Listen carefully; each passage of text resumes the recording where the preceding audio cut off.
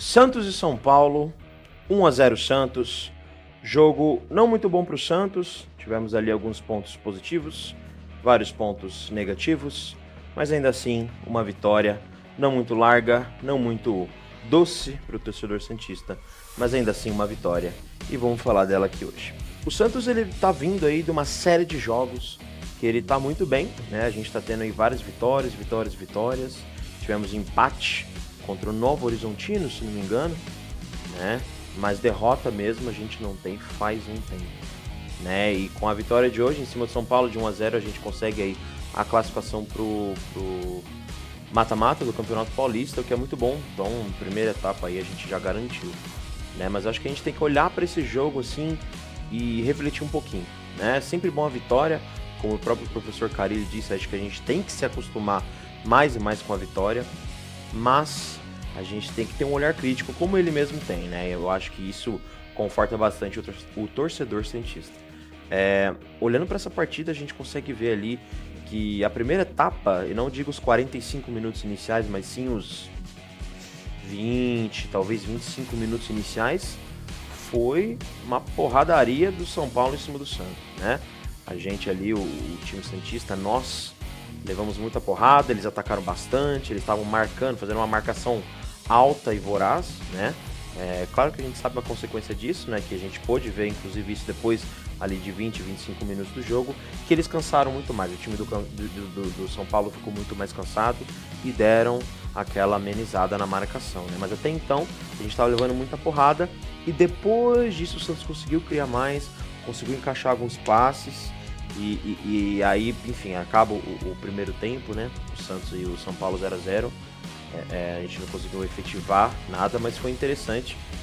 Mas confesso que eu, torcedor, que estou acompanhando os jogos, fiquei preocupado, porque o segundo tempo do Santos é sempre pior do que o primeiro, né? O próprio professor Carille fala isso o tempo todo, ele fala que a gente precisa sempre melhorar o segundo tempo, o primeiro tempo espetacular, segundo tempo cai muita qualidade, né? E a gente tá com um desfalque importante, que é o Juliano, né? Um cara aí que a gente depende muito, né, para criar jogadas. Mas o segundo tempo do Santos, na minha opinião, ele foi muito bom, né? A gente conseguiu atacar muito mais, conseguiu criar muito mais jogadas, né? Ali Pedrinho, Otero, Guilherme, eles estavam atuando muito bem dentro de campo, a gente conseguiu criar bastante. A jogada polêmica, né, do jogo foi o pênalti, né, em cima do Guilherme, se não me engano, ou do Pedrinho, não me recordo agora, mas não tem problema. Se foi pênalti ou não, né? E analisando a cena, a gente vê que beleza, o jogador de São Paulo ele não toca na bola, e talvez, acredito eu, que ele não tenha também influenciado diretamente o jogador do Santos, mas ele atrapalha diretamente a jogada ali envolvida, né? Beleza, ele não acerta a bola, ele não dá um chute no jogador do Santos, acho que foi o próprio Guilherme, não me recordo agora também. Mas atrapalha a jogada, né? E aí a Edna vai lá, é chamada pelo VAR, analisa, dá o pênalti e o Morelos bate. Eu achei que ele não ia converter esse pênalti, mas converteu. Mas enfim, eu acho que esse jogo ele tem que ser encarado como um jogo feliz, né? Uma vitória, um clássico é sempre uma vitória. A gente estava tantos anos sem vencer o São Paulo dentro da casa deles, então acho que foi uma vitória super, super importante para nós.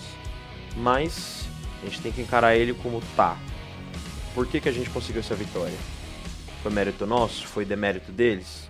Se você entrar nas redes sociais do São Paulo, a galera tá culpando muito o Carpini, né, o treinador atual do São Paulo, técnico, por ter escalado mal, segundo eles. Então, em tese, o São Paulo não estava nos seus melhores dias, apesar de ser um clássico. Então, a gente ganhar de 1-0 por pênalti, será que é algo comum? Será que é algo que a gente tem que se vangloriar tanto?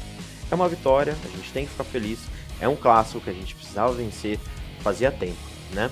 Mas a gente tem que trabalhar bastante, tem que melhorar bastante ali, saber trabalhar, né, sob pressão nos minutos iniciais, né? Às vezes trabalha ali até o psicológico dos jogadores, né?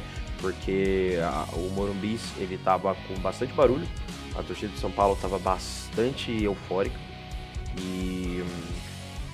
Eu acho que isso acabou influenciando um pouco e juntou isso com a pressão constante, desde o minuto zero até ali 20, 25 minutos dos jogadores de São Paulo.